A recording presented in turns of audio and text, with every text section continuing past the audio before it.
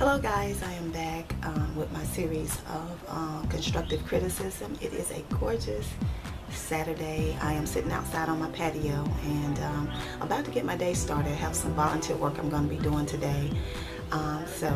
Just wanted to come to you briefly and continue on with our discussion of under the title of constructive criticism. The next topic I wanted to discuss was the woe is me syndrome.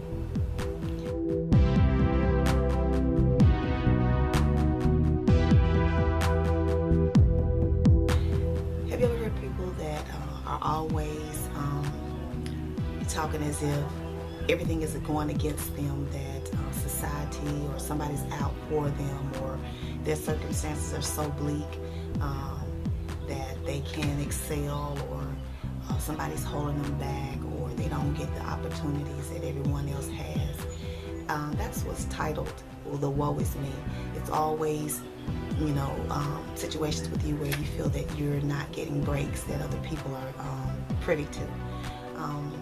You got to learn how to get from that. That's being in a stuck situation as well, where you feel like that society, or as I've heard, the white man is holding you down.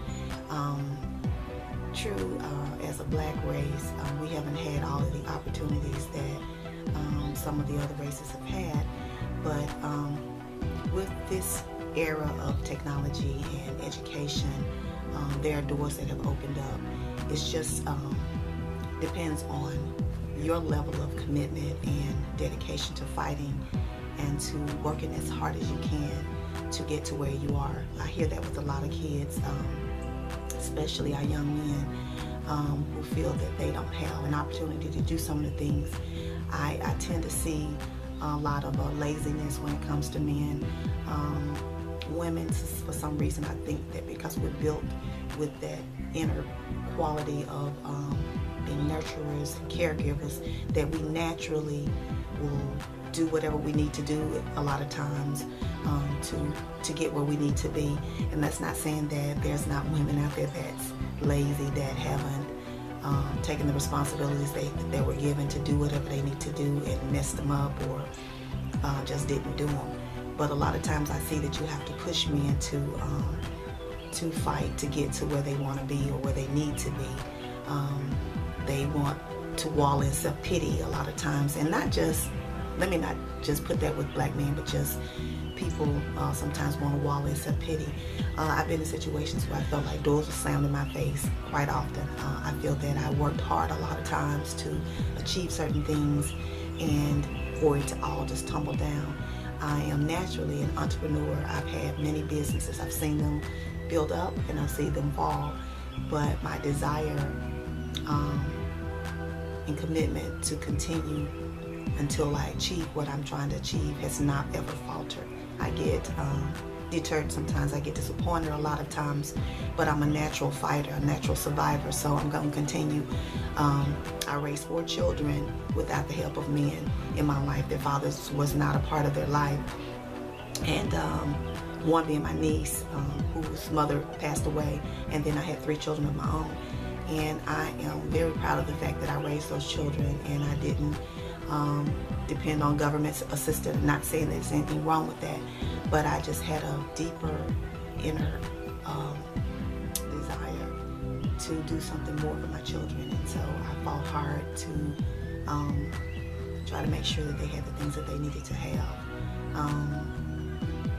I didn't mind working 2 jobs. I know it did take me out of the home a lot and probably took away a lot of the quality time that I could have devoted to my children, but I felt the need to make sure that they were taken care of to the best of my ability, and so I did that.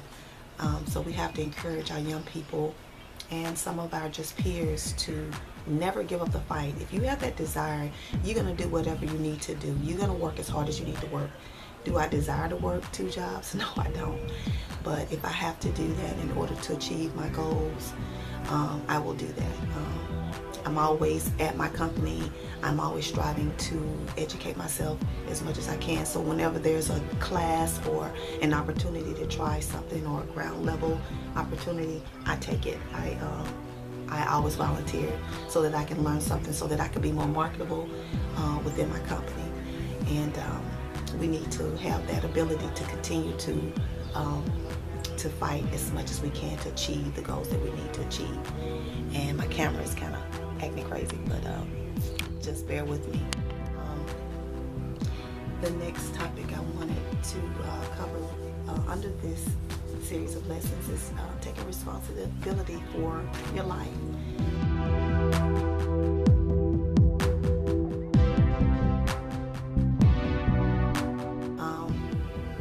We were given children by the Lord, blessed by the Lord to have kids, and we raise them and we get them to a certain level where they are supposed to take on the responsibility of providing for themselves. You try to give them that foundation and help them to achieve a certain level so that they can soar. It's just like with birds,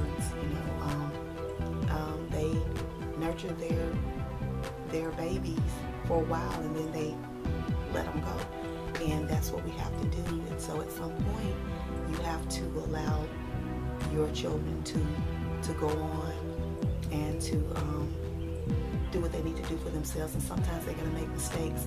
And it's nothing wrong with supporting them and trying to help them to get past those mistakes. But at some point, you do have to cut the strings. It's a hard thing to do. It's a hard pill to swallow when you have kids and you see them scraping their knees and falling completely on their faces, and you want to always just naturally run there and pick them up and do what you need to do for them. But sometimes it takes a few knocks and a few scratches in order for them to get it, in order for them to learn. And you got to be willing to allow that. And I know I am a very protective mom, and I've always wanted to run and try to pick up the pieces a lot of times for mine. But at some point you have to allow them to take the responsibility for their life, because as you know, you're not always promised to be here, and they have to learn how to be able to care for themselves and to even take care of their own families when they have them. So you have to, cut, as they say, the purse strings and allow them to soar. And with that being said, when they do get to that level, they can't always be looking back and saying, I didn't get this, or I didn't have this, or whatever. It's always going to be a family or people that you look to, and that's even with our peers, that seem to be doing better or seem to be acquiring more. And a lot of times we want to measure ourselves against that and say, I must not be doing well because I don't have the things that they have. But I've learned as I've grown older that success is not based on what you've acquired. It's what you feel on the inside. With me, it was a time when I wanted to achieve the highest level of education. But my life kind of veered in a different direction. I kind of went toward more of a mentoring and support and encouragement role. And I think that was just my purpose. And so I like to help people, and sometimes I share things with people when I even don't have it myself, or I don't need to be given it because I need it for myself. But it gives me such a great feeling of joy to be able to know that I assisted some people when they had no one else. I have been blessed to have a small circle of friends that will support me, that will be there with me in times of need. But it also makes me feel overwhelmingly happy to pay that forward and help someone else. So that's just where I'm at. And even when I make mistakes, I have to take responsibility for that, and I have to figure out ways to get through that. And sometimes it even comes with taking constructive criticism and people to say, Lydia, that wasn't a good idea, and help me look at it from another standpoint, because sometimes you can keep doing the same thing over and over again. You're not getting any answers, or it's not panning out, and you can't be so stuck in your mindset that you're not willing to look at something else, because everybody that achieved something got there from the help of someone else at some point. You never reach the level of success without someone helping you.